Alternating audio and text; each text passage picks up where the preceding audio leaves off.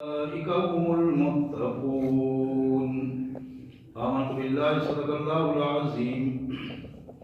اللهم صل على محمد وعلى آل محمد وبارك وسلم. اللهم صل على جميع الأنبياء والمرسلين وعلى الملائكة المقربين وعلى سائر الصحابة والتابعين وعلى عباد الله الصالحين. اللہ کے پاک کلام قرآن مجید میں یہ دوسرا پارہ ہے اور سورہ البقرہ کی آیت نمبر 177. سورہ البقرہ آیت نمبر 177 ایک ہی آیت مبارکہ میں نے تلاوت کی ہے. اس کا سادہ سا مفہوم اس طرح ہے: اللہ کے مبارک نام سے جو بڑا مہربان بہت زیادہ رحم کرنے والا ہے. لیس البر ان تولوا وجوہکم قبل المشرق والمغرب. لوگوں، نیکی صرف اس چیز کا نام نہیں ہے کہ تم اپنے چہروں کو مشرق یا مغرب کی طرف گھماتے رہو اور نماز کی کیفیت ادا کرنے کے بعد یہ سمجھو کہ نیکی پوری ہو گئی ہے. اس طرح نہیں. وَلَكِنَّ الْبِرَّ مَنْ آمَنَ بِاللَّهِ. ہاں، نیکی کا تصور یہ ہے، پہلی اس کی شرط یہ ہے کہ جو شخص اللہ پر سچا ایمان لانے والا، من آمن باللہ والیوم الآخر، آخرت کی جواب دہی کا پورا احساس اسے ہو، ہر لمحے اس فکر میں ہو کہ مجھے آخرت میں میری جواب دہی ہونی ہے. فرشتوں پر ایمان لائے، اللہ کی کتابوں پر ایمان لائے، اللہ کے نبیوں پر ایمان لائے. ایمان کی تیسری شرط یہ ہے وَآتَ الْمَالَ عَلَىٰ حُبِّهِ ذَوِي الْقُرْبَىٰ وَالْيَتَامَىٰ وَالْمَسَاكِينِ، کہ اپنے حلال رزق جو اس نے کمایا ہے اس میں سے اللہ کی رضا کے لیے، یہ بات بڑی اہم ہے، عَلَىٰ حُبِّهِ، مال خرچ کرے خالص اللہ کی رضا کے لیے، کوئی اور مقصد نہ ہو. کن لوگوں پر؟ اپنے قریبی رشتہ داروں پر، یتیموں پر، مسکینوں پر، راہ چلتے مسافروں پر، مانگنے والوں پر، اور جو لوگ کسی مسئلے میں پھنسے ہوئے ہیں ان کی گردنیں چھڑانے پر. ایمان میں تیسرا اس کا تقاضا یہ ہے وَأَقَامَ الصَّلَاةَ وَآتَى الزَّكَاةَ، وہ نماز کو مستقل بنیادوں پر ادا کرنے والا ہو اور زکوٰۃ کو ادا کرنے والا ہو. وَالْمُوفُونَ بِعَهْدِهِمْ إِذَا عَاهَدُوا، اور ایمان والے، نیکی کرنے والے سچے لوگ وہ ہیں کہ جب وہ بات کریں، وعدہ کریں تو اس کو پورا کریں. وَالْمُوفُونَ بِعَهْدِهِمْ إِذَا عَاهَدُوا، جب وعدہ پکا کر لیں تو اس کو پکا ثابت کر دیں. وَالصَّابِرِينَ فِي الْبَأْسَاءِ وَالضَّرَّاءِ وَحِينَ الْبَأْسِ، اور پھر ایمان کا یہ بھی تقاضا ہے، نیکی کے حاصل کرنے کا یہ بھی ایک انداز ہے، حالات ڈائریکٹ لڑائی کے ہوں، اللہ کے دشمنوں کے ساتھ میدان میں کھڑا ہو بندہ، یا گلی محلے میں کفر اور منافقت کے ساتھ بات ہو، بس صابرین، وہاں استقامت سے یہ عمل کرے، اپنے پاؤں پر ڈٹ جائے، اپنے نظریے پر ڈٹ جائے، کسی کے خوف اللہ کے علاوہ کسی کے خوف میں مبتلا نہ ہو، کسی لالچ اور تعصب میں نہ زیادتی کرے، نہ زیادتی برداشت کرے. وحین الباس، اور اگر میدان عمل میں ہو، کافروں کے آمنے سامنے ہو، جہادی قتال کی صورت میں، تو پھر وہاں بھی اپنی ساری صلاحیتیں لگا کر خالصتاً اللہ کے لیے اپنے آپ کو پیش کرے. یہ ساری باتیں بتا کر اب اللہ آخر میں فرماتے ہیں اولئک الذین صدقوا، یہ ہیں سچے ایماندار. اولئک الذین صدقوا، یہ ہیں سچے لوگ، سچے ایماندار، سچے نیکی کے طالب. وَأُولَئِكَ هُمُ الْمُتَّقُونَ، اور اگلی بات یہ ہے کہ متقی بھی یہی ہیں، سچے بھی یہ ہیں اور متقی بھی یہ ہیں. یہ آیت مبارکہ ایک پورا ایک معیار ہے، نمونہ ہے، جس کو کائنات کے مالک نے ہمارے سامنے اس انداز میں رکھا ہے کہ اگر ہم پوری سنجیدگی سے اس کا مطالعہ کریں، بلکہ میری تو اس میں رائے یہ ہے کہ ہمیں یہ آیت اپنے گھر میں بیٹھ کر بار بار پڑھنی چاہیے، اپنے بچوں کے ساتھ، اپنی بیوی کے ساتھ، بہن بھائیوں کے ساتھ، والدین کے ساتھ. یہ اللہ کا پیغام پہنچانا چاہیے کہ ایمان کا اصل مفہوم کیا ہے، سچائی کس کو کہتے ہیں. نبی محترم سید کائنات صلی اللہ علیہ وآلہ وسلم کی حدیث مبارک جناب عبد الرحمن بن ابی قرات رضی اللہ تعالی عنہ کہتے ہیں، یہ مشکات میں یہ حدیث موجود ہے، طبرانی میں موجود ہے، حدیث کے اور دوسری کتابوں میں بھی، قلنا عند النبی صلی اللہ علیہ وسلم دعا بطہور فغمس یدہ فتوضا فتتبعناہ۔ ایک موقع پر رسول اللہ صلی اللہ علیہ وسلم نے وضو کے لیے پانی منگوایا، آپ نے اس سے وضو فرمایا تو ہم نے بھی آپ کی اتباع کرتے ہوئے پانی منگوا کے اپنے اپنے انداز میں وضو کر لیا۔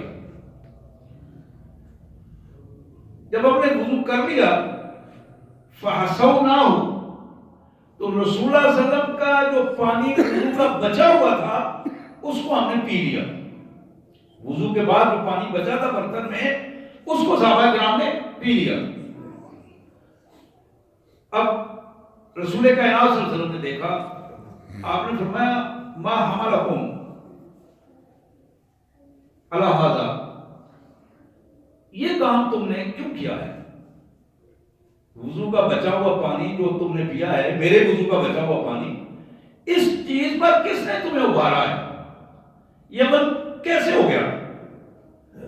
اب انہوں نے اس کا جواب دیا فقلنا حب اللہ ورسولہ، اللہ کے پیارے حبیب صلی اللہ علیہ وسلم، ہم نے یہ کام اللہ کی محبت میں اور آپ کی محبت میں کیا ہے، اس کا اور کوئی مقصد نہیں تھا، آپ کی محبت اور اللہ کی محبت تھی جس کی بنیاد پر، آپ سے محبت کی بنیاد پر یہ ہوا۔ اب میرے آقا صلی اللہ علیہ وآلہ وسلم نے ارشاد فرمایا لوگوں سن لو، فَإِنْ أَحْبَبْتُمْ أَن يُحِبَّكُمُ اللَّهُ وَرَسُولُهُ، اگر تم یہ چاہتے ہو کہ تم اللہ اور اس کے رسول سے سچی محبت کرنا شروع کر دو، تم یہ چاہتے ہو کہ اللہ اور اللہ کا رسول تم سے محبت کرنا شروع کر دے، تو پھر آؤ میں تمہیں بتاؤں فَأَدُّوا إِذَا مَا نَمْتُمْ، پہلی شرط یہ ہے اللہ اور اللہ کے رسول کی محبت کی کہ تم اپنی ذمہ داریوں کو پوری طرح ادا کرو، یہ پہلی شرط ہے محبت رسول کی، تم اپنی ذمہ داریوں کو پوری طرح ادا کرو، جس انداز میں تمہیں امانت دار بنایا گیا ہو اس امانت میں اپنی دیانت کا پورا لحاظ رکھو، کہ پوری دیانتداری کے ساتھ اسے ادا کرو۔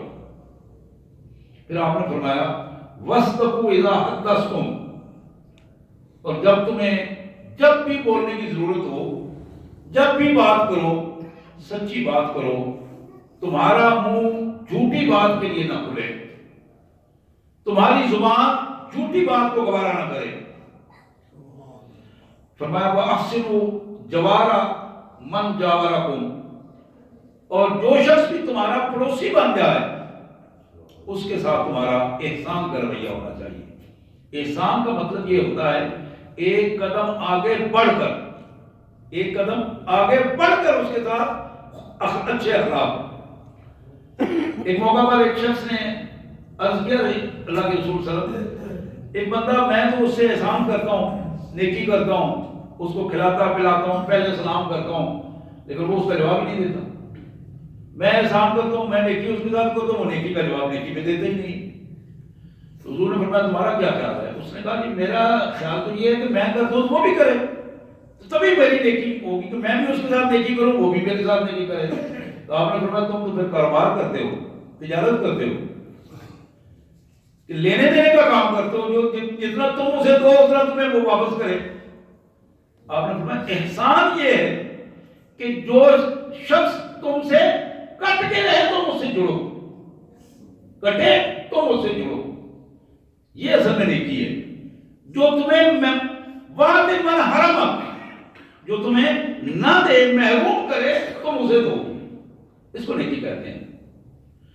مجھے یاد آ رہا ہے سیدنا امام زین العابدین رحمۃ اللہ علیہ، جناب علی کرم اللہ وجہہ کے پوتے جو کربلا میں اکیلے ہی بچے تھے. بعد میں اتفاق سے دو قسم کی روایات ہیں. ایک یہ کہ ان کے گھر کے قریب لوگوں کو وہ کھانا کھلا رہے تھے، تو ایک محفل میں کھانا کھلاتے کھلاتے ایک دفعہ دو دفعہ آپ اپنے ہاتھ سے کھانا کھلا رہے تھے سب کو، اور باقی کچھ دوست بھی تھے. تو کھانا کھلاتے کھلاتے آپ نے ایک شخص کو زیادہ کھانا دیا، معمول سے ہٹ کے زیادہ چیزیں دی، اسے زیادہ کھانا، اس کا زیادہ خیال رکھا. وہ شخص سر نیچے کر کے بیٹھا ہوا تھا. جب آپ جانے لگے تو آپ نے آگے قدم بڑھایا تو اس نے آپ کا پلو پکڑ لیا. تو سر نیچے کر کے کہنے لگا، امام آپ مجھے پہچانتے ہیں؟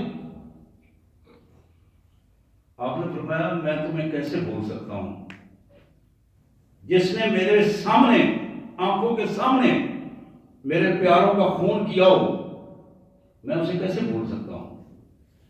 جس نے میرے بھائی کا خون کیا ہو، میرے بڑوں کا خون کیا ہو، میری بہنوں کی توہین کی ہو، میں اسے کیسے بھول سکتا ہوں. تو کہنے لگا، پھر بھی آپ مجھ پر احسان کر رہے ہیں. تو امام نے بڑا تاریخی جملہ کہا. آپ نے فرمایا، بیٹا وہ ہم مہمان تھے اور تمہاری میزبانی تھی کربلا میں، تمہارا رویہ تھا ہمارے ساتھ. آج تم میرے گھر آئے ہو، میں میزبان ہوں، تم مہمان ہو. یہ میرا رویہ ہے، یہ محمد اور آل محمد کا رویہ ہے، اور وہ تمہارا رویہ تھا. یہاں سید کائنات صلی اللہ علیہ وسلم نے جو ارشاد فرمایا کہ اگر تم اللہ اور اللہ کے رسول سے محبت چاہتے ہو تو پھر اس محبت کا طریقہ کار یہ ہے کہ تم اپنے آپ کو ذمہ دار بنا دو، تم اپنے آپ کو سچا بنا دو، تم اپنے آپ کو پڑوسی کے ساتھ احسان کرنے والا بنا دو. ایسا نہ ہو کہ تم انتظار کرو کہ تمہارا پڑوسی تمہارے ساتھ احسان کرے گا تو پھر تم احسان کرو گے. اس کی ضرورت تم تب پوری کرو گے وہ کل تمہاری ضرورت بھی پوری کرنے والا ہو. جب اس طرح لین دین کا کاروبار ہوتا ہے، کاروباری ذہنیت بنتی ہے، تو پھر نیکی نہیں ملتی، پھر وہ دنیا داری کے رویے بن جاتے ہیں. مسند احمد کی ایک روایت جو جناب عبداللہ بن عمر رضی اللہ تعالی عنہ کے حوالے سے نبی رحمت صلی اللہ علیہ وسلم نے بڑی خوبصورت بات کی ہے. بڑی ہر بات آپ کی بڑی خوبصورت ہے، لیکن بعض باتیں ایسی ہوتی ہیں کہ بندے کو ایسے دل کو لگتی ہیں اور بندہ بے ساختہ کہہ اٹھتا ہے. میرے آقا نے فرمایا، اربع اذا کن فیک فلا علیک ما فاتک من الدنیا، کہ میرے امتیوں اگر چار چیزیں تمہیں مل جائیں دنیا میں، چار صفات تمہارے اندر پیدا ہو جائیں، تو پھر دنیا کا نقصان تمہارے لیے کوئی نقصان نہیں ہے. یعنی تمہارا سونا، تمہارا چاندی، تمہاری زمین، کچھ بھی چلا جائے، یہ چار چیزیں اگر تمہارے پاس موجود ہیں تو تم سمجھو کہ تم امیر ہو، تم سمجھو کہ خزانے تمہارے پاس موجود ہیں. دنیا کے نقصان کی پرواہ نہ کرو، وہ اللہ تعالیٰ پورا کرنے والا ہے. اربع اذا کن فیک فلا علیک ما فاتک من الدنیا. اب وہ چار چیزیں کیا ہیں؟ آپ نے فرمایا، حفظ و امانت. حفظ و امانت، امانت کی حفاظت کرنا، اپنی ذمہ داری کو ادا کرنا. عذاب کے وہ چیزیں ہیں جو بار بار حدیث میں آئی ہیں، اور یہی وہ چیزیں ہیں جو ہماری کمزوریاں ہیں، یہی وہ چیزیں ہیں جو ہمارے فالٹ ہیں، ہمارے کردار کی کمزوریاں ہیں. وہ کردار کی کمزوریاں جب تک رہتی ہیں ایمان مکمل نہیں ہوتا، اور کردار کی کمزوریاں جب دور ہوتی ہیں پھر عقیدے کو تقویت ہوتی ہے، پھر عقیدہ مضبوط ہوتا ہے، پھر آدمی ڈرتا ہے. عقیدہ جتنا مضبوط ہوتا ہے کردار اتنا زیادہ بہترین ثابت ہوتا ہے. تو آپ نے فرمایا کہ ان چار چیزوں میں سے پہلی چیز یہ ہے حفظ و امانت، کہ تم امانت اور دیانتداری میں اپنے کردار کو مضبوط بنا لو، اس کی حفاظت کرو. جو ذمہ داری بھی امانت کے حوالے سے تمہارے ذمہ لگائی جائے اس میں اپنے آپ کو مضبوط ثابت کر دو. پھر فرمایا، صدق و حدیث، بات سچی کرو، بات سچی کرو. کہیں تعصب کی بات ہو پھر بھی سچی بات کرو. تعصب کی بات، تعصب کیا ہوتا ہے؟ یہ وہابیہ میں سنی ہوں یہ شیعہ ہے میں سنی ہوں.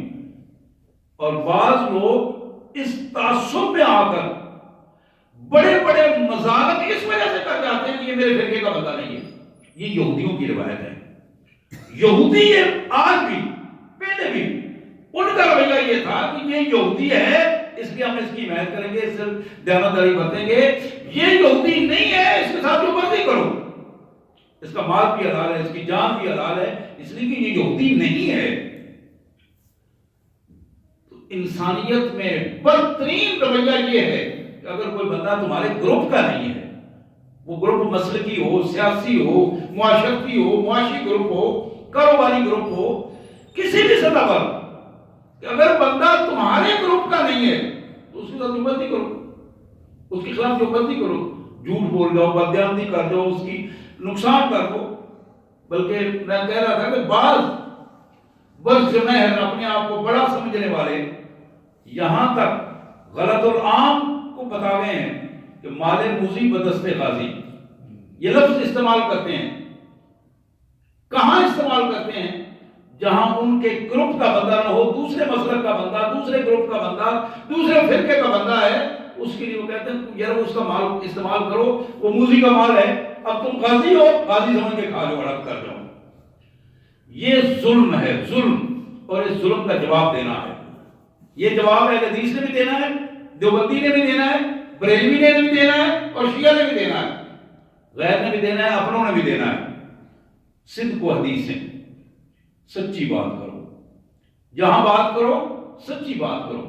قرآن نے بھی اس کے حوالے سے بڑی خوبصورت بات کہی کہ تمہیں جب گواہی دینی ہے وہ تمہارے اپنے بیٹے کے خلاف ہو, وَلَوْ عَلَىٰ أَنفُسِكُمْ, تمہارے اپنے خلاف ہو, بات کھلی کر دو. بچانے والا اللہ کی ذات ہے. غلطی ہو گئی ہے اس کو تسلیم کرو, تسلیم کرو, سیدھی بات کرو. آپ نے فرمایا کہ 4 چیزیں اگر تمہارے پاس ہیں تو پھر دنیا کے کسی قسم کے نقصان کا تمہیں اندیشہ نہیں ہے. پہلی چیز کیا تھی؟ حفظ و امانتیں, امانت کا تحفظ, امانت کا تحفظ یعنی ذمہ داری کا تحفظ. دوسری چیز تھی وہ صدق و حدیث ہے, بات سچی کرو. اور تیسری چیز تھی وہ حسن و خلیقت ہے, اپنے رویے کو تبدیل کر دو, اخلاق اور عادات کو تبدیل کر دو, اس میں حسن پیدا کر دو. جس سے ملو تمہارے جانے کے بعد وہ اس کا اقرار کرے یار کمال خوبصورت آدمی ہے, کمال اخلاق والا بندہ ہے. جس کو کسی لالچ کے بغیر, تعارف کے بغیر اس اچھے اخلاق کا مظاہرہ کرنے والا. جہاں تعلق ہو, جہاں مفادات ہوں, لالچ ہو, وہاں تو ہر ایک اپنا اچھا اخلاق بابل کراتا ہے. لیکن جہاں مفادات کی جنگ نہ ہو, مفادات کا تحفظ نہ ہو, جہاں تعصبات کی کیفیت نہ ہو, تحفظات کی کیفیت نہ ہو, وہاں بندہ اللہ کی رضا کے لیے اپنے اخلاق کو درست بنا لے. وہ حسن و خلیقت ہے, یہ وہ چیز ہے جو اس کے دنیا کے کسی نقصان کو کی اسے پرواہ نہیں ہوتی. پھر فرمایا وَعِفَّةُ فِي طُعْمَةٍ, طعام, کھانے کو پاکیزہ بناؤ, حلال بناؤ, اپنے کھانے کو حلال بناؤ. جتنا لقمہ حلال تمہارے اندر جائے گا اتنا تمہارے اندر کی کیفیت اور باہر کی کیفیت دونوں درست ہوں گی. جتنا لقمہ حرام کا بنتا چلا جائے گا, خود کھاؤ گے, اپنے بچوں کو کھلاؤ گے, بیوی کو کھلاؤ گے, جتنا حرام کا لقمہ جس انداز میں, اس حرام کے لقمے کی پوزیشن یہ ہے کہ تمہاری دنیا بھی جائے گی اور دین بھی تمہارے ہاتھ سے چلا جائے گا. یہ 4 چیزیں محمد کریم صلی اللہ علیہ وسلم کا ارشاد گرامی کہ اگر تم 4 چیزیں رکھتے ہو تو تم دولت مند ہو, تمہیں کسی نقصان کا اندیشہ نہیں. پہلی چیز, تم دیانتدار ہو جاؤ, اپنی ذمہ داریاں پوری کرو. حضرات میں یہ کہتا ہوں کہ آپ ذمہ داریاں پوری کریں, آپ یہ کہتے ہیں میں ذمہ داریاں پوری کروں. ہمارا عام جو قومی رویہ ہے وہ ہم دوسرے پر نظر رکھتے ہیں.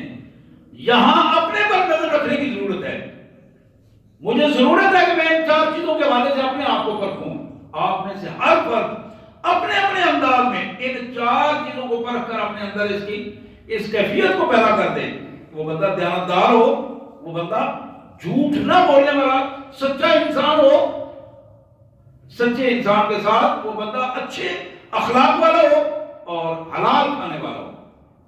محمد کریم صلی اللہ علیہ وسلم کی ایک حدیث مبارک، بخاری کی حدیث ہے یہ، جناب بخاری کی حدیث جناب عبداللہ بن مسعود رضی اللہ تعالیٰ عنہ کی یہ روایت، آپ نے فرمایا علیکم بالصدق فإن الصدق يهدي إلى البر والبر يهدي إلى الجنة، کہ لوگوں سچے بن جاؤ، علیکم بالصدق یہ حکم دیا ہے، سچے بن جاؤ، فرض ہے تم پر کہ تمہیں جس طرح نماز فرض ہے اس طرح سچا ہونا تم پر فرض ہے، جس طرح زکوٰۃ دینا فرض ہے اس طرح سچائی بھی تم پر فرض ہے۔ یہاں تک کہ اللہ کے رسول نے فرمایا کہ جھوٹ اور ایمان ایک جسم میں اکٹھے نہیں ہو سکتے، جھوٹ اور ایمان ایک جسم میں اکٹھے نہیں ہو سکتے۔ تو میرے آقا نے فرمایا کہ لوگوں علیکم بالصدق، سچے بن جاؤ، سچائی تمہارے لیے لازم ہے، اس کو اپنے اوپر لازم قرار دو۔ پھر فرمایا فإن الصدق يهدي إلى البر، سچائی بندے کو نیکی کی طرف لے کے جاتی ہے اور نیکی بندے کو جنت کی طرف لے کے جاتی ہے۔ یہ وہ راستہ ہے جو سٹیپ بائی سٹیپ بندے کو مرحلہ وار جنت کی طرف لے کے جاتا ہے۔ پھر فرمایا لوگوں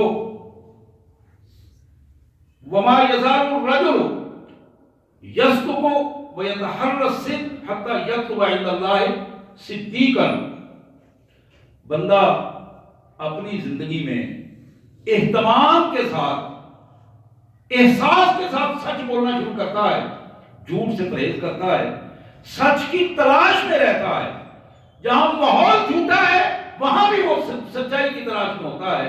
تو میرے آقا نے فرمایا یہ بندہ ہے حتی یکتب عند اللہ صدیقا، پھر وہ مرحلہ آتا ہے اللہ کے ریکارڈ میں وہ صدیق لکھا جاتا ہے، اس کا شمار سچوں میں لکھا جاتا ہے۔ اور پھر فرمایا کہ اسی طرح ایک بندہ جھوٹ بولتا رہتا ہے، جھوٹ کی تلاش میں رہتا ہے، کہاں جھوٹ بول کر مجھے راستہ ملے اور میں یہاں سے نکلنے کی کوشش کروں۔ اور پھر فرمایا کہ وہ جب جھوٹ کی تلاش میں رہتا ہے تو پھر اس کی پوزیشن یہ ہے کہ وہ اللہ کے ہاں جھوٹوں میں لکھا جاتا ہے، اللہ کے ریکارڈ میں وہ جھوٹا بن جاتا ہے۔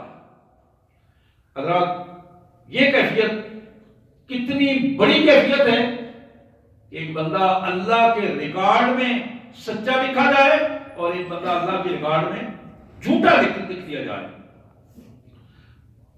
آپ کے علم میں ہے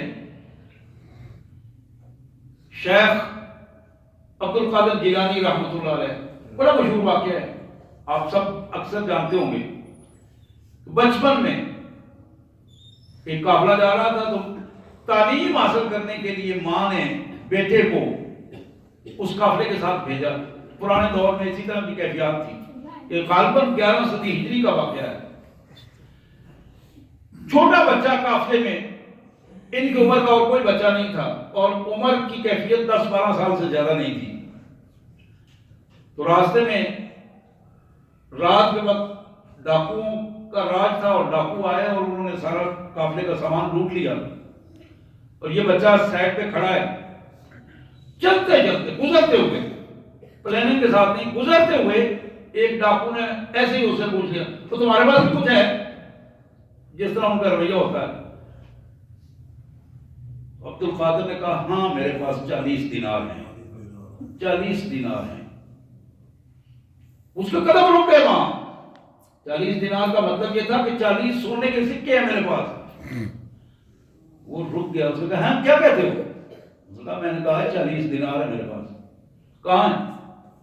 اس نے کہا میری ماں نے میرے قمیض کے ساتھ اندر کی طرف سے اس کو سی دیا ہے، سلائی کر دی ہے، تو اس کے اندر وہ 40 دینار ہیں۔ اچھا، اب اس کو یقین نہیں آیا، وہ بچے کو پکڑ کے سردار کے پاس لے گیا، ڈاکوؤں کا سردار۔ اس کو کہا جی یہ بچہ ذرا اس کی بات سنو، یہ کہتا ہے میرے پاس، میں نے اس سے پوچھا ہے تمہارے پاس کچھ ہے؟ یہ کہتا ہے میرے پاس 40 دینار ہیں۔ اور وہ سردار ظاہر سردار تھا اور عقل مند آدمی تھا، اس نے پوچھا بیٹا تمہیں نہیں پتا کہ ہم ڈاکو ہیں اور ہم یہ سارا کچھ چھین رہے ہیں، تو تمہیں کس نے کہا ہے کہ تم ہمیں بتاؤ کہ تمہارے پاس یہ 40 دینار ہیں؟ عبد القادر نے کہا میری ماں نے مجھے چلتے وقت یہ وصیت کی تھی، بیٹا تمہاری جان بھی چلی جائے لیکن تم نے جھوٹ نہیں بولنا، جان چلی جائے نقصان ہو جائے تم نے جھوٹ نہیں بولنا۔ مجھے 40 دینار کی فکر نہیں ہے، مجھے اپنی ماں کی اس نصیحت کی فکر ہے جو میری ماں نے کی تھی۔ حضرات آپ کے علم میں ہے، آپ کے علم میں ہے کہ اس بندے کے ساتھ پھر کیا ہوا؟ وہ ڈاکو اس حوالے سے مسلمان ہوا کہ ایک بچہ اپنی ماں کی نصیحت کو نہیں بھول رہا، اور ہم اپنے اللہ کے اتنے احسانات کے باوجود ہم اپنے اللہ کو بھول چکے ہیں، اور یہی چیز ہے جو اس کے مسلمان ہونے کا سبب بن گئی۔ حضرات سچائی ایک قوت ہے، ایک طاقت ہے، یہ قوت اور طاقت جب جنم لیتی ہے تو پھر دشمنوں کی زبان پر بھی اس بندے کی تعریف ہوتی ہے، پھر دشمن بھی کہتے ہیں وہ بندہ سچا ہے، جو اگر اس نے کوئی بات کر دیا تو پھر اس کی بات کا ہمارے پاس کوئی جواب نہیں۔ دشمنوں میں گروپوں میں بھی یہ بات ہوتی ہے۔ محمد کریم صلی اللہ علیہ وسلم کا یہ دوسرا ارشاد جو میں آپ کے سامنے رکھنا چاہوں گا، اور اس کو ذرا غور سے سنیے گا۔ اللہ کے رسول صلی اللہ علیہ وسلم نے فرمایا، یہ ترمذی شریف کی یہ حدیث ہے بحث بن حکیم رضی اللہ تعالیٰ عنہ کے حوالے سے، آپ نے فرمایا وَيْلٌ لِلَّذِي يُحَدِّثُ بِالْحَدِيثِ لِيُذْهِبَ بِهِ الْقَوْمَ فَيُكْذِبَ وَيْلٌ لَهُ وَيْلٌ لَهُ، 3 دفعہ یہ الفاظ استعمال آپ نے فرمایا۔ ہلاکت اور تباہی ہے اس بندے کے لیے جو بندہ بندوں میں بیٹھ کر، پریاں میں بیٹھ کر، پنچایتوں میں بیٹھ کر، چوپالوں میں بیٹھ کر، مجلسوں میں بیٹھ کر، یاروں دوستوں میں بیٹھ کر بات کرتا ہے اور جھوٹی بات کر کے لوگوں کو ہنساتا ہے، جھوٹی بات کر کے لوگوں کو ہنساتا ہے۔ آپ نے 3 دفعہ فرمایا وَيْلٌ لَهُ، تباہی ہے، ہلاکت ہے ایسے بندے کے لیے، ہلاکت ہے ایسے بندے کے لیے۔ آج نعوذ باللہ ہمارے سٹار ہیں، وہ ہیرو ہیں قوم کے، اور وہ ہیروئن ہیں، وہ کنجر اور بھانڈ جو ان چینلوں پہ بیٹھ کر جھوٹ بولتے ہیں اور جھوٹی کہانیوں سے لوگوں کو ہنساتے ہیں، اور جھوٹی کہانیوں سے یہ ڈرامے باز اور یہ سارے سلسلے، اور پوری قوم ان خرافات میں لگی ہوئی ہے۔ یہاں سید کائنات صلی اللہ علیہ وسلم کے ان الفاظ کو بڑے کھلے الفاظ میں ہمیں محسوس کرنا چاہیے، وَيْلٌ لَهُ، تباہی ہے، بربادی ہے، ہلاکت ہے اس کے لیے۔ پھر نبی رحمت صلی اللہ علیہ وسلم کا یہ فرمان مسند احمد میں جناب نواس بن سمعان رضی اللہ تعالیٰ عنہ کی یہ روایت، کبرت خیانۃ ان تحدث اخاک حدیثا هو لك مصدق وانت له کاذب۔ یہ بڑی اہم بات ہے، اس حوالے سے اس پہ بھی غور کیجیے۔ حضور نے فرمایا کہ یہ بہت بڑی بددیانتی ہے، کبرت خیانتاً، بہت بڑی بددیانتی اور خیانت ہے کہ آپ اپنے بھائی سے، کسی بھائی سے، کسی بندے سے، کسی محفل میں آپ بات کر رہے ہیں، لوگ آپ پر اعتماد کر کے آپ کو سچا سمجھ رہے ہیں، لوگ آپ کی بات کو صحیح سمجھ رہے ہیں، وانتا لہو کاذب، آپ جھوٹ بول رہے ہیں، بندہ جھوٹی بات کر رہا ہے، لوگ اسے سچا سمجھ رہے ہیں۔ حضور نے فرمایا اس سے بڑی بددیانتی کوئی نہیں ہے۔ جھوٹے آدمی کو جھوٹی باتیں لوگوں کے سنتے سناتے اور لوگ اس پہ اہمیت نہیں دیتے، لیکن وہ بندہ، میں اگر اس کی ذرا اور وضاحت کر دوں، ایک بندہ 5 وقت نماز پڑھنے والا ہے، کسی محفل میں اس کے منہ سے جب جھوٹ نکلے، لوگ اس کو سچ سمجھ رہے ہو، وہ جھوٹ بول رہا ہو، یہ سب سے بڑا بددیانت انسان ہے۔ وہ شخص جس نے شکل مسلمانوں والی بنائی ہوئی ہے، اور یہ بہت بڑا المیہ ہے، بہت بڑا المیہ ہے، اور بعض اوقات شرم آتی ہے دیکھ کر کہ بڑی بڑی داڑھی رکھی ہوئی ہے، 5 وقت کا نمازی ہے، ایک متشدد چہرہ بنایا ہوا ہے، اور وہ جب جھوٹی گواہی دے کے نکلتا ہے تو لوگ حیران ہوتے ہیں دیکھ کر کہ یہ خبیث انسان جس نے اللہ کو نعوذ باللہ، اللہ کو اپنا، اللہ کے دین کو اور اللہ کے رسول صلی اللہ علیہ وسلم کی سنت کو اپنا ہتھیار بنا کے یہ ظلم کیا ہے۔ اس حوالے سے محمد کریم صلی اللہ علیہ وسلم کا یہ ارشاد ہمارے ذہن میں رہنا چاہیے، کبرت خیانتاً، بہت بڑی خیانت یہ ہے کہ آدمی اس کو سچا سمجھے لوگ، اور وہ اپنے بات میں لوگوں کے ساتھ جھوٹ بول رہا ہو اور خیانت اور بددیانتی کر رہا ہو۔ حضرات اسی طرح سید کائنات صلی اللہ علیہ وسلم کے اور بھی بہت سارے فرامین، لیکن ایک ہی بات میں آخری بات کر کے اپنی بات سمیٹ رہا ہوں۔ موطا امام مالک کی یہ حدیث مبارک جو جناب صفوان بن سلیم رضی اللہ تعالیٰ عنہ کی یہ حدیث ہے، حضور سے کیا یا رسول اللہ ایکون المومن جبانا، حضور سے پوچھا گیا یا رسول اللہ کیا مومن بزدل ہو سکتا ہے؟ آپ نے فرمایا ہاں ہو سکتا ہے، ممکن ہے۔ پھر پوچھا گیا کہ کیا مومن بخیل ہو سکتا ہے؟ آپ نے فرمایا ہو سکتا ہے۔ قال نعم قیل له ایکون المومن کذابا، آخری یہ سوال تھا کہ کیا مومن جھوٹا ہو سکتا ہے؟ آپ نے فرمایا نہیں، سچے رب کو ماننے والا، سچے رسول کو ماننے والا، سچے قرآن کو ماننے والا اگر جھوٹ بولے گا تو پھر ایمان نہیں رہے گا، پھر ایمان نہیں رہے گا۔ حضرات، جس طرح جھوٹ بولنا بہت بڑا جرم ہے، اس طرح جھوٹے کے ساتھ چلنا، جھوٹے کی حمایت کرنا اور اپنے آپ کو جھوٹوں میں شمار کروانا اللہ کے ہاں اسی طرح کا جرم ہے۔ اپنی پہچان جھوٹوں والی بنا دینا، جھوٹے افراد کے ساتھ رہنا اور جھوٹے افراد کا دفاع کرنا، یہ وہی پہلو ہے۔ اللہ سے دعا ہے، کوشش کریں، دعا بھی کیا کریں، اللہ تبارک و تعالیٰ ہمیں سچے انسانوں میں سے بنائے۔ اللہ تعالیٰ ہمارے ایمان کی حفاظت فرمائے، اس لیے کہ جب بندہ جھوٹ بولتا ہے تو ایمان کا جنازہ نکل جاتا ہے، ایمان ختم ہو جاتا ہے۔ آج سب سے زیادہ فکر ہمیں ایمان کی کرنی چاہیے، یہی وہ ایمان ہے جس کو ہم جنازے میں پڑھتے وقت بھی کہتے ہیں یا اللہ جس کو زندہ رکھنا ہے اسلام پر رکھنا، موت آئے تو ایمان پر موت آئے۔ اگر ایمان ہی موجود نہیں تو پھر جنازے کیا کریں گے اور پھر باقی معاملات کیا ہوں گے۔ اللہ تعالیٰ ہمیں ان باتوں کو سمجھنے اور اس پر عمل کی توفیق عطا فرمائے۔ وآخر دعوانا الحمد للہ رب العالمین۔